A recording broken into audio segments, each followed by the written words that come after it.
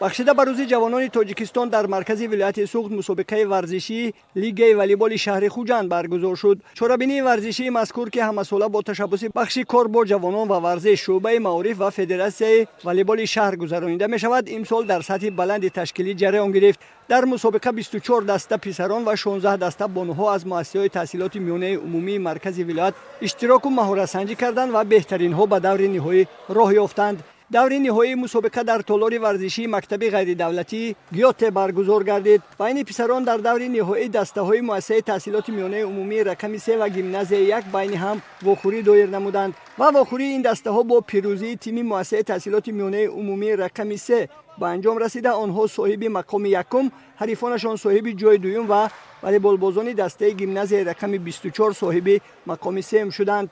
بین بانوها 3 مقام فخری را دسته های لیسه رقم 1، مؤسسه تحصیلات میانه عمومی رقم 3 و مؤسسه تحصیلات غیر دولتی پیمان صاحب کردند. والیبال جایزه‌داران مسابقه با جام، مدال افتخارنامه و تحفه های خاطروی در فضای تنتنوی قدردانی گردیدند.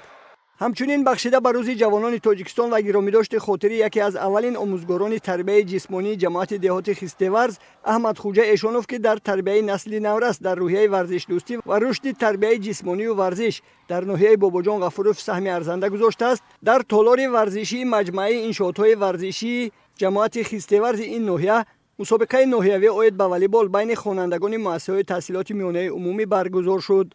مورد به ذکر است که این مسابقه با تشبث مؤسسه دولتی مکتب ورزشی رقم 2 شعبه معارف ناحیه و دستگیری مقامات اجرایی حاکمیت دولتی ناحیه، همچنین شاگردان احمد خوجا قابلوف، عبدالکریم آدینیف، مظفر تردیوف، صاحب جان استوبویف و منصور بالتویوف سال 15 است که راه اندازی می‌گردد. در این چورابینی ورزشی که طی 3 روز ادامه یافت، 10 دسته والیبال بازان از مؤسسه‌های تحصیلات میانه عمومی ناحیه اشتراک و مهارت سنجی کرده دسته‌های بهترین به واخوری‌های نهایی راه یافتند.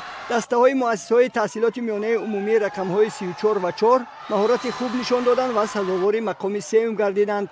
در دیدار نهایی دسته مکتب برای خوانندگان بالیاقت و مؤسسه تحصیلات میانه عمومی رقم 35 به هم واخوری دایر نمودند و این سبقت با پیروزی دسته مکتب برای خوانندگان بالیاقت ناحیه باباجان غفوروف انجام یافت. والیبال جایزه‌داران این چورابینی ورزشی با مدال افتخارنامه، جام، سر و لباس و لوازمات ورزشی قدردانی کرده شدند. ذکر کرده شد که برگزاری همین مسابقه امکانیت فراهم آورد که نمود والیبال در ناحیه باباجان غفوروف سال از سال رشد و رواج یابد و صف دوستدارانش زیاد گردد.